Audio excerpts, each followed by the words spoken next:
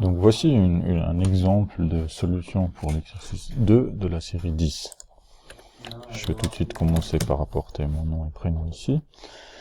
Et donc on va lire les commentaires qui nous expliquent ce qu'il y a à faire. Donc en gros, on doit réaliser un outil de gestion des notes étudiants. Et puis on doit réaliser une première version en respectant les spécifications fournies.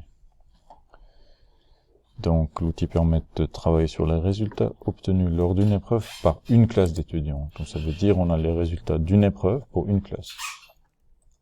Une structure de données permet de stocker des notes.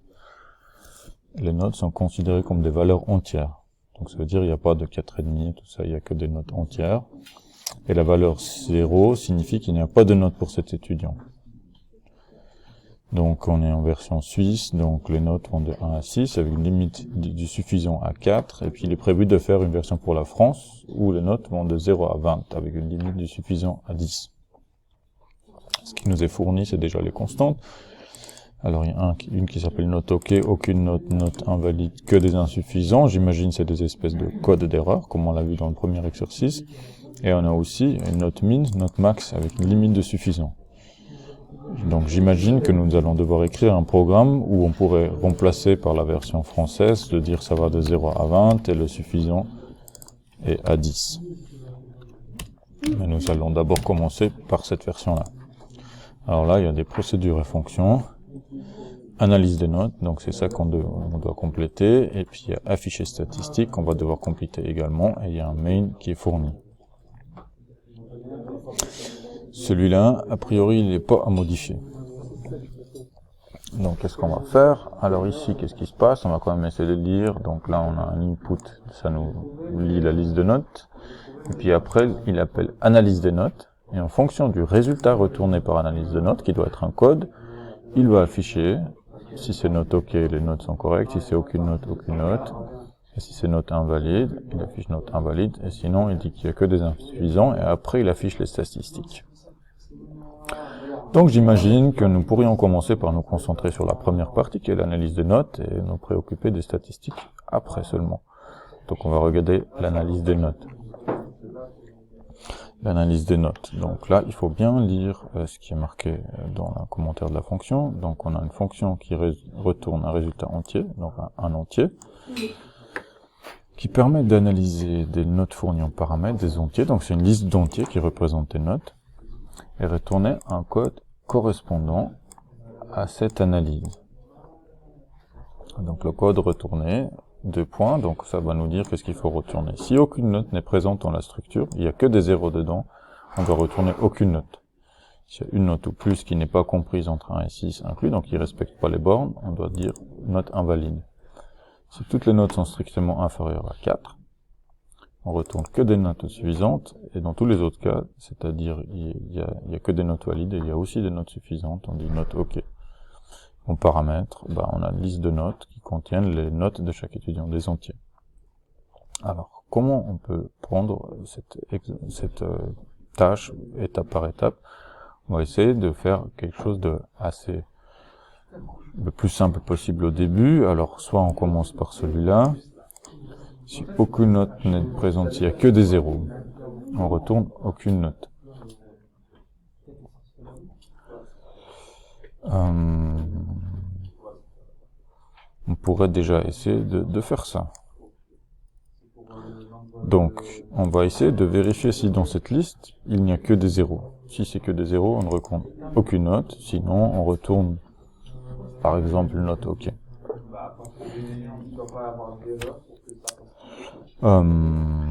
Pour l'instant, si je teste ce programme, qu'est-ce qu'il me fait? J'entre une liste de notes et je mets juste une liste composée de 0.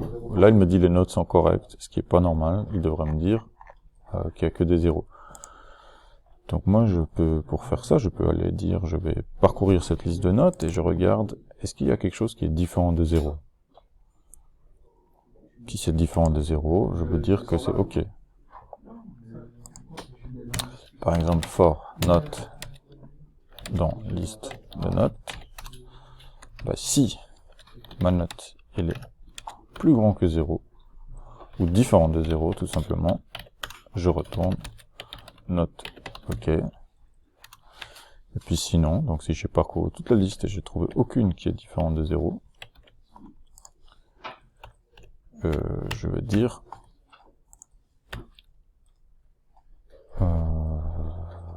aucune note. On va retester ça. Donc si je saisis 0, il me dit aucune note.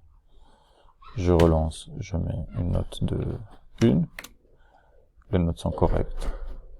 Je relance, je mets par exemple un 4 et un 0. Il me dit les notes sont correctes. Donc là, ça va pas. Ah si, ça va, parce qu'il y a au moins une note qui est différente de 0. Ils sont pas tous 0. Ça marche, donc ça c'est bon.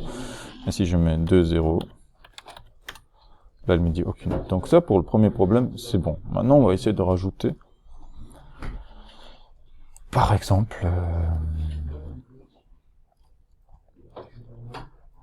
cette condition-là. Donc s'il y a une note qui n'est pas comprise entre 1 et 6, inclus. Donc par exemple, je relance, si je veux mettre une note qui vaut 7, là il me dit les notes sont correctes, mais il devrait me dire note invalide. Donc en fait, je peux vérifier pour chaque note si la note elle est inférieure strictement que note min, ou elle est supérieure strictement à la note max. Ça veut dire que je dois retourner note invalide.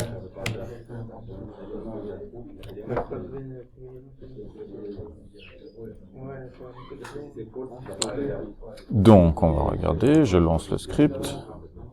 Si je saisis 7, il me donne, les notes ne sont pas toutes valides, ok. Bien sûr, c'est normal. Si je mets 6, il me dit les notes sont correctes.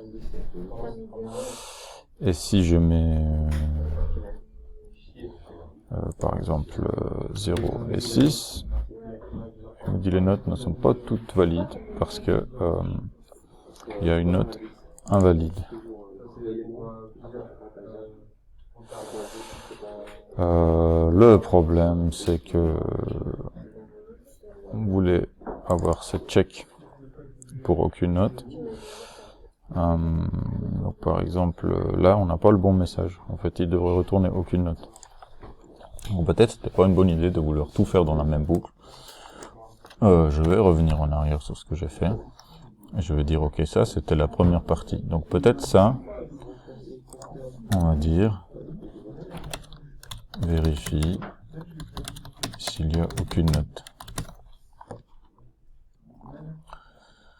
Donc, si on arrive là, on dit aucune note. Ça, on a déjà testé, donc je peux m'arrêter là. Donc ça, c'est la première partie, et peut-être je peux mettre ça dans une fonction. Comme ça, on fait une décomposition simple. On va dire vérifier aucune note. Il va retourner true. Si jamais, donc a priori, ça va correspondre à ça. Et on va dire, elle retourne true s'il n'y a que des zéros.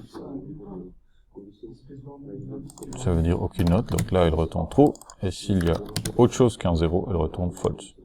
On va donc chercher la première note qui est différente de 0. Donc, ensuite on peut appeler tout simplement ça, on peut dire if aucune note dans ma liste de notes, je retourne aucune note. Et sinon, je retourne note OK. Et je suis obligé de retester ça. Donc, si je mets que 0, il me dit aucune note, ça c'est bon. Si je mets par exemple 6, il me dit les notes sont correctes. Si je relance, je mets 7, il me dit aussi les notes sont correctes. Jusque là, c'est normal parce qu'on n'a pas encore implémenté l'autre vérification. Et puis si je mets 0, 0, il me dit aucune note. Et je relance, et je mets 0, 6, il me dit les notes sont correctes. Donc jusque là, ça va. Maintenant, on pourrait ajouter la deuxième vérification. Est-ce qu'il y a une note invalide? Peut-être qu'on va rester sur le même schéma, on va dire if note invalide dans liste de notes. On va faire quoi? On va retourner note invalide.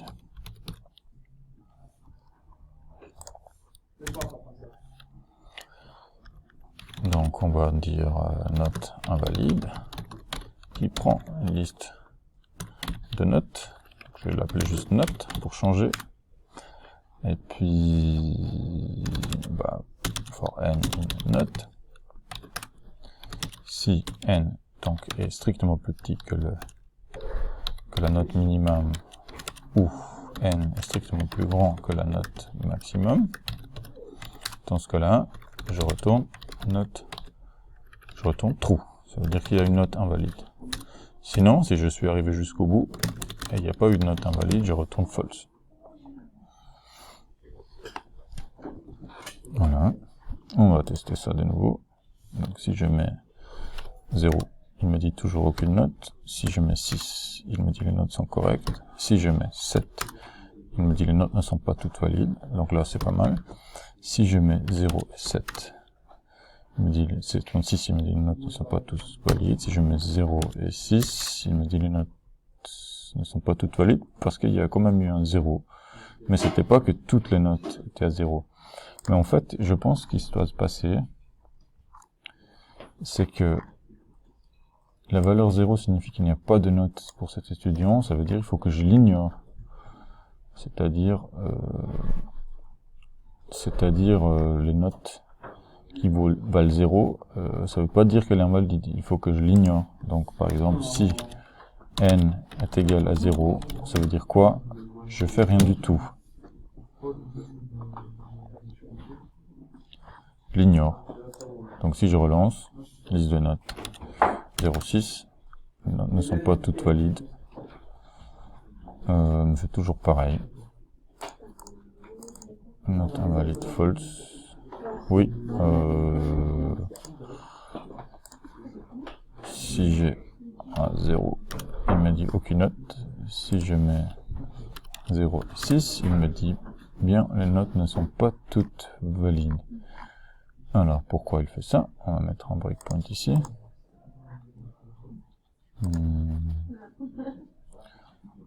Est-ce que je vais mettre...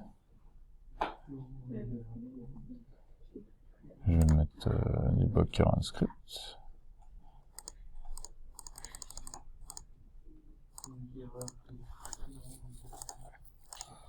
On va rentrer dans le main. Ça, j'ai pas besoin des détails. Je vais saisir 0 et 6. Maintenant, je vais voir analyse des notes. Donc, il va vérifier aucune note. Donc, ça retournait false. Donc, il n'est pas rentré dedans. Maintenant, on va rentrer dans note invalide. Donc, ma liste de notes pose 0,6. Donc, je vais rentrer dedans. Si n est égal à 0, je fais un pass. Et puis après, je fais quand même ça. Donc, en fait, ce qu'il faut faire, j'ai compris. Ici, il faut dire else. Else.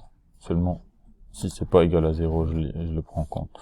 Donc, si je prends ma liste de 0,6, maintenant, il me dit que les notes sont correctes, ce qui est bon. Alors, si toutes les notes sont strictement inférieures à 4, il dit que des insuffisants.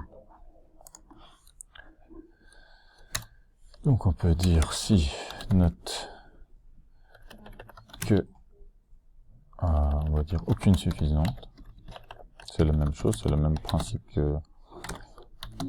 qu'on a vu tout à l'heure. Il faut aucune suffisante. Je vais retourner que des insuffisantes. Et donc, on fait aucune suffisante sur la note. Et ça veut dire que des insuffisantes. Donc, du moment où j'ai une suffisante, c'est bon. Donc, for n in note, si n est plus grand ou égal à la limite du suffisant, dans ce cas-là, je retourne false parce qu'il n'y a aucune suffisante. Donc elle est suffisante, donc ça veut pas dire qu'il y a que des insuffisants, c'est-à-dire il y a au moins une suffisante. Et sinon, si j'ai trouvé aucune qui dépasse la limite, je vais retourner true. Voilà. On va tester ça. Donc si je mets la même liste qu'avant 0,6, il me dit les notes sont correctes. Si je mets 0 et 3, il me dit qu'il n'y a que des insuffisants. Si je mets 0 et 0, il me dit aucune note. Donc ça a l'air de jouer pour l'instant. Dans tous les autres cas, toutes les notes sont valides et il y a des notes super. Donc si c'est pas ça, on retourne note OK. Donc là, on a une version qui semble marcher. De cette analyse de notes. Ce qui serait intéressant de se poser comme question, c'est est-ce qu'on arrive à faire là. Vous voyez ici, on a nécessité de faire jusqu'à 3 boucles en fait. D'abord on fait un parcours de la liste ici, dont aucune note, et après on appelle note invalide, on fait le parcours ici, on fait aucune suffisante, et on parcourt encore une fois la liste. Donc dans la prochaine vidéo, on va voir une solution où on ne fait qu'un seul parcours de la liste.